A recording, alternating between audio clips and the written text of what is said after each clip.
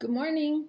I'm looking forward to seeing you all and meeting some of you that I don't know when our Zoom yoga class begins. So I know this is new for most of us, for all of us. It's new to me.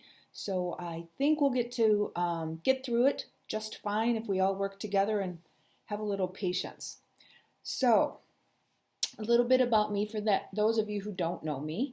I'm Greta Ripley, and I'll be your instructor. I've been a nurse for more than 35 years, although at the moment I'm not working as a nurse. I gave that up about a year ago. I am a longtime yoga instructor. Yoga was my first love, and then I became a Pilates instructor, a TRX instructor, a group exercise instructor, a personal trainer. I have some specialized training in functional fitness, and I just completed an osteoporosis certification program. So I have a wide background, but we'll focus on yoga in yoga class.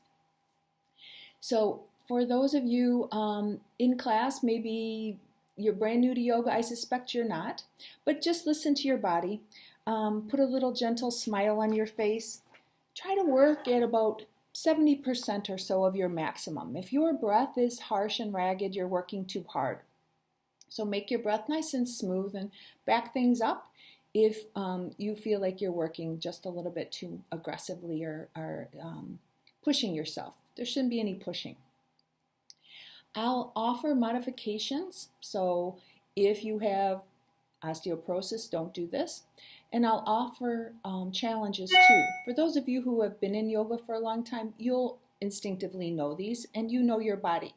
Always listen to yourself. You're the expert on you. I am not the expert on your body, especially in this time when I can't see you closely and have a conversation with you. Alrighty, so as far as the format of the class, it will stay pretty much the same as the format that I use when we're together. So for those of you who know me, it's pretty much the same. We'll start with a little bit of breath work, lying down. We'll begin to take some stretches and warm things up. Again, lying down, we'll transition to standing and sun salutations. We'll start off slow, we'll add more as we go.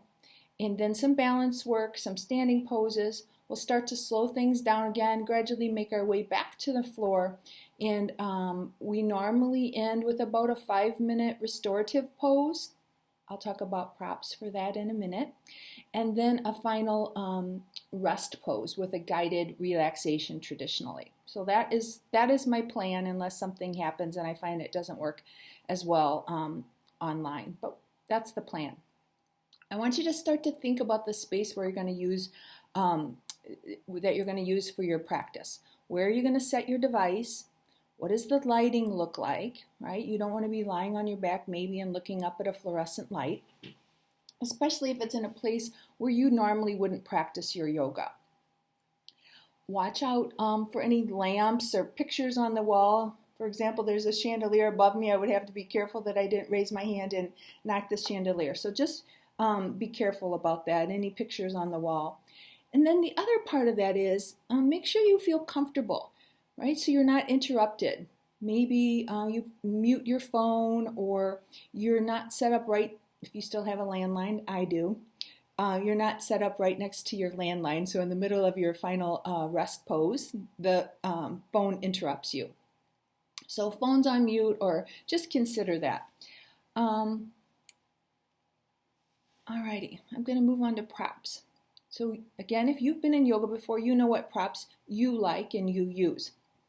I want you to gather a pile of props or a basket or a bag, whatever works for you, and have it by your practice space. That way we don't have to look for things or whatnot. So yoga strap, most of you are familiar with that. If you don't have one, it's fine. Sometimes an old men's tie will work. You can do that. If you have a block, I didn't bring a block up here with me, but if you have a block, you can bring it with you. Everything that we do in our online class, I'm going to plan so as if you don't have a prop. So if you don't have a strap, that's fine. if you don't have a block, don't worry about it. We'll work around it.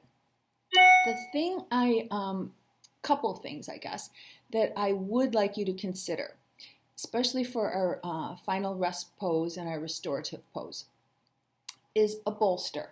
Now, I don't even have a bolster at home, right? That I took an old beach towel and I made a log out of it, if you will, and I put a rubber band on it so that it's secure, so I don't have to futz with it. Some duct tape would work, or use your imagination. I know you can do it. If you have a lumbar pillow or something, another kind of pillow about this shape, that would work too. This is really nice for underneath your knees at the end of the class. And so that is one thing I would suggest that you do or create for yourself.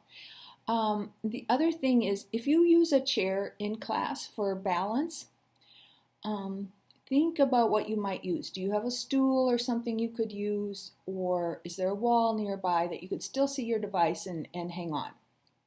I won't do any wall exercises like I normally do in class, so we don't have to worry about that. And then the other thing, the reason I might like you to have a chair or a stool, is for legs up the wall.